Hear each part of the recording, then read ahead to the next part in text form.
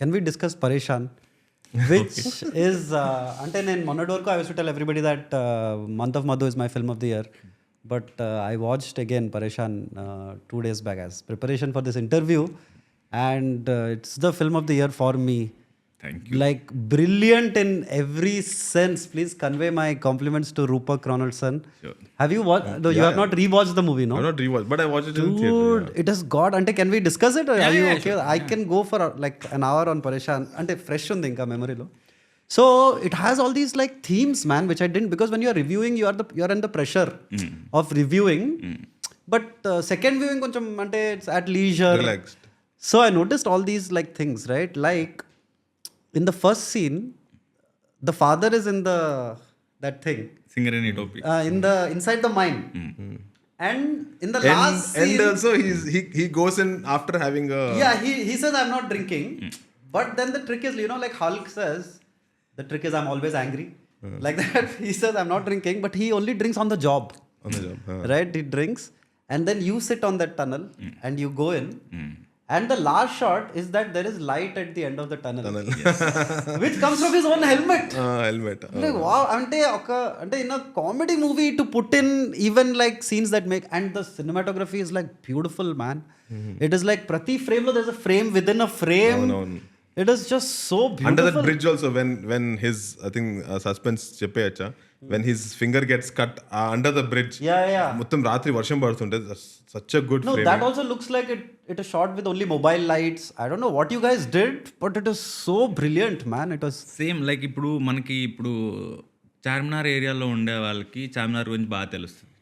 బయట నుంచి వచ్చిన వాళ్ళకి అది ఒక టూరిస్ట్ సెంటర్లా కనబడొచ్చు, ఒక మాన్యుమెంట్లా కనబడొచ్చు, ఇక్కడ గాజులు అమ్ముతారు, ఇక్కడ బిర్యానీ ఉంటుంది, ఇక్కడ టీ ఉంటుంది, అంతే తెలుస్తుంది. ఎందుకంటే వాళ్ళకి అంతే తెలుస్తుంది కాబట్టి. కానీ అక్కడ ఉండే వాళ్ళకి తెలుస్తుంది ఏంటంటే అసలు ఏరియా ఎలా ఉంటుంది, మనుషులు ఎలా ఉంటారు, బట్టలు ఎలా ఉంటాయి, ఫుడ్ ఎలా ఉంటుంది.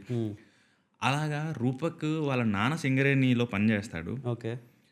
రూపక్ వాళ్ళది క్రిస్టియన్ ఫ్యామిలీ. కరెక్ట్, అందుకే ఆ రెఫరెన్సెస్ ఉన్నాయి. అంటే dude the production design is so insane. అంటే చిన్న చిన్న క్యాలెండర్స్ ఏదో అంటే ఇలా that all those like Christian imagery. It was just అంటే it was not mocking also, it was just నాకు తెలిసిన ప్రపంచాన్ని చెప్పాలి. సో తను మంచిర్యాల నుంచే మేము షూట్ చేసినవన్నీ సగం వాళ్ళ ఫ్రెండ్స్ ఇల్లులు, వాళ్ళ ఏరియాలు, అతను పెరిగినవి. తర్వాత ఇంకొకటి, నేను స్క్రిప్ట్ చదివినప్పుడు తనతో షూట్కి వెళ్ళేటప్పుడు కూడా ఏంటంటే, రూపక్ ఇంత తాగుడు ఎందుకుంది రూపక్, వద్దు తగ్గించు, ఏదో అవసరం ఉన్నా లేకపోయినా ఏదో యూత్ చూస్తారని పెట్టినట్టుంది అన్న. అయితే మా ఊరికి రా, ఓ 4 రోజులు చూడు, నువ్వు తీసేయమంటే తీసేస్తాను నేను అన్నాడు. సరే అని చెప్పేసి ఊరికి ఎప్పుడైతే వెళ్ళినానో పొద్దున్న నుంచి రాత్రి వరకు మీరు ఎంత దూరం బండేసుకు వెళ్ళినా నడిచినా కూడా చాలా చోట్ల మీకు ఆల్కహాల్ తాగుతూ కనబడతారు.